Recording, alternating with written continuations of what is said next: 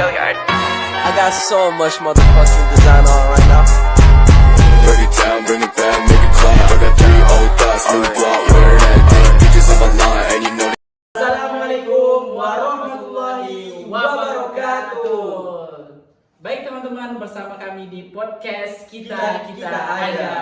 Baik, bersama saya Robert Einstein dan Kuclu. baik, apa kabar Kucu pada kesempatan kali ini?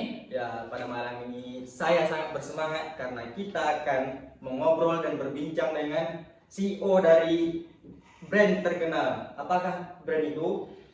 Kesempatan kali ini kita akan membahas brand Apple dan Samsung. Nah, siapa yang kita undang nih kira-kira dari CEO Tentunya dari orang hebat, Tentunya terkenal tentunya nih. terkenal dan Mari kita panggil saja CEO dari Apple dan Samsung, yaitu Coach Alex dan Coach Hadi. silakan.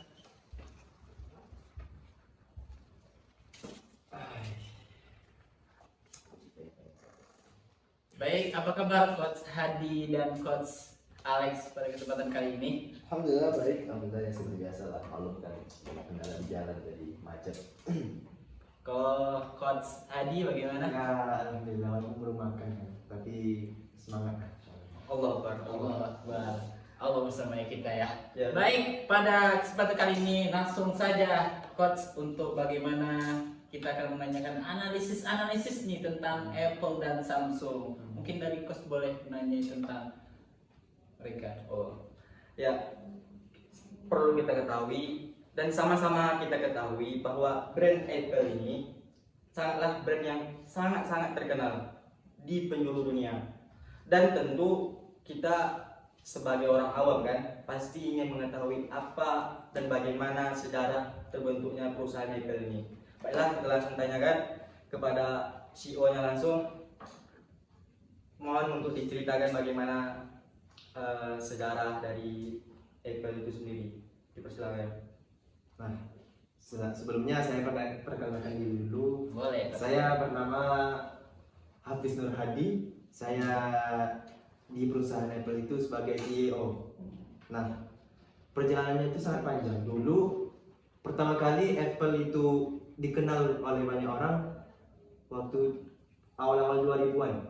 Nah, di sana Apple menerbitkan suatu barangnya yaitu HP pertama kali yang menggunakan layar sentuh. Nah, di situ Apple mengalahkan teknologi dari Nokia dan barang-barang Cina lainnya. Nah, seperti itu. Mungkin seperti itu ya.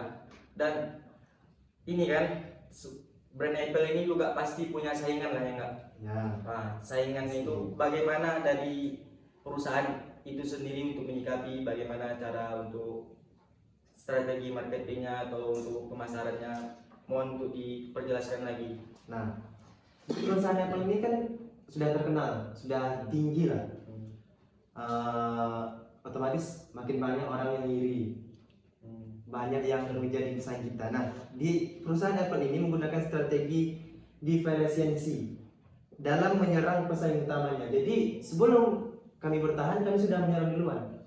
Nah, seperti itu. Orang-orang lain fokus pada pengembangan produk yang memiliki desain yang menarik dan antarmuka yang mudah digunakan. Contohnya iPhone. Contohnya yang kami punya. Kami menyerang dengan ini. Contoh kami punya iPhone, walaupun HP-nya kecil gitu, cuman ditenagai oleh iOS. Jadi apapun aplikasi Anda pasti bisa lancar di iPhone. Yang satu lagi MacBook dengan desain yang sangat ramping dan elegan. Di situ kami menjualnya. Jadi sebelum mereka menyerang, kami sudah menyerang duluan. Seperti itu. Baik, ini disebut tadi sangat bahasnya the battle of innovation. Nah, bagaimana nih tentang Samsung pada Coach Mustafa, kami persilakan. Oke, sebelumnya perkenalkan diri ya. Nama saya Muhammad Mustafa, saya menjabat sebagai CEO di perusahaan Samsung. Oke, sebelumnya pengenalan dulu, kayak Samsung ini dari mana? Awal dirinya gimana? Samsung ini kan didirikan di Byungchul di Korea Selatan pada tahun 1938 di Korea Selatan. Nah, dalam perjalanannya Samsung ini memiliki banyak karir dan jejak dan bagaimana perkembangannya sampai sekarang sebesar ini dan bisa mampu bersaing bahkan dengan produk terbesar yakni iPhone pada masa kini. Namun Samsung sendiri perlu kita garis bawahi bukan bergerak di bidang elektronik saja, namun seperti kulkas dan yang lain-lain. Kurang lebih seperti itu pengenalannya. Sangat panjang dan sangat dalam dalam perkenalan itu. Nah, kita juga tahu di Samsung brand yang besar juga. Bagaimana strategi Anda agar brand ini tetap besar dan makin besar sehingga tidak ada yang bisa mengalahkan brand tersebut? Oke, kalau kita mau berkaca daripada iPhone tadi yang mereka memiliki strategi menyerang duluan, nah di Samsung ini kita membuat strateginya itu inovatif. Nah, jadi mengedepankan teknologi-teknologi yang ada. Nah, kalau iPhone, iOS berpacu kepada chipset dan segala macam serta kamera. Nah, kami lebih kepada visualisasi terhadap gambaran objek ke depannya.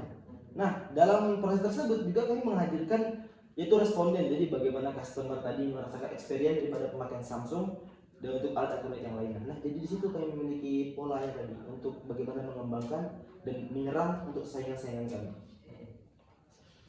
Selanjutnya gini, nah sedikit lagi ya. Dalam strategi pemasaran juga, kan kita tahu juga Samsungnya agresif gitu. Sedikit agresif. Jadi kampanye iklan itu mencolok, bahkan terkesan kayak memang kayak privilege, kayak sesuatu yang mewah gitu. Konser atau bola, Zoom segala macam. Jadi mereka memang memiliki strategi yang cukup agresif gitu. Kurang lebih seperti itu. Wah, sangat menarik Sangat sekali. menarik untuk dibahas dan kita dengar bersama ya kamu. Aduh. Oke, terakhir nih, mungkin dari Coach Hadi, bagaimana untuk pemirsa di rumah, dimanapun melihat, pesan untuk bagaimana biar brand itu bisa mereka juga menggunakan. Oke. Bagaimana pesan? Nah mungkin Coach Hadi? kalau bagi orang-orang dulu ya di perkampungan gitu kan, dan mereka itu sama sekali mungkin belum pernah melihat ikan Apple gitu. Nah alasannya pertama itu objek pemasarannya itu dulu bukan orang-orang yang di kelas bawah lah. Nah seperti itu. Dan sekarang iklan Apple itu dari mana-mana. Nah Apple mempunyai slogan yang mungkin banyak yang orang tahu, yaitu Think Different, yang menekankan keunikan dan inovasi pada produk Apple. Mereka juga sering menggunakan brand ambassador terkenal seperti musisi, selebriti untuk memperkuat asosiasi merek dengan gaya hidup yang bergengsi. Nah, jadi dari iklannya saja sudah menunjukkan bahwa target pasar dari perusahaan kami, Apple, orang-orang yang di atas. Wah, pemirsa, berarti secara tidak langsung kita harus kaya dulu ya biar bisa mendapati Apple. Bagaimana dengan Samsung? Bagaimana dengan masyarakat biar bisa mereka juga dapat brand Samsung? Nah, untuk Samsung sendiri kita nggak muluk-muluk ya, kayak strateginya memiliki penetrasi pasar. Jadi mereka ini tetap berfokus pada inovasi aja. Dan dalam tampil iklan juga mereka juga mengesankan gimana kita terkesan terlihat mewah gitu. Dalam iklannya juga dilihatkan bagaimana mereka layar, kamera, gaya hidup seperti ya kayak untuk mobilitas sehari-hari lah. Jadi Samsung ini lebih condong kepada bagaimana smartphone ataupun alat yang lainnya itu bisa berjalan seiringan dengan manusia. Nah, jadi di situ tadi Samsung tadi menaruh gimana untuk gimana mereka memasarkan produknya tadi. Nah, buat teman-teman juga, buat yang lainnya juga jika ingin memakai produk Samsung juga sungguh sangat disayangkan jika tidak memakai produk Samsung gitu. Oke, baik. Bagaimana nih Coach tentang the battle of innovation di kedua belah pihak perusahaan? Bagaimana kita menyimpulkan hal ini? Enggak, bukan. Kan ini sesuatu yang tinggi dan sesuatu yang udah melambung yang kita lihat sekarang ini.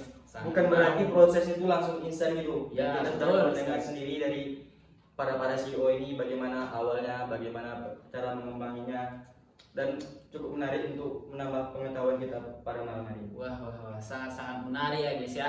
Karena perjuangan mereka, wah, kita bisa applause dulu lah. Itulah tadi the battle of innovation dari kedua belah perusahaan. Mudah-mudahan kita dapat banyak mengambil hikmahnya dan kita juga dapat mengambil brand-brand mereka. Baik, saya Super Ridwan dan Saya Kukluk. kami mohon undur diri di podcast kita saja. Selamat berjumpa di podcast selanjutnya, di episode selanjutnya. Assalamualaikum warahmatullahi wabarakatuh. Bring it down, make it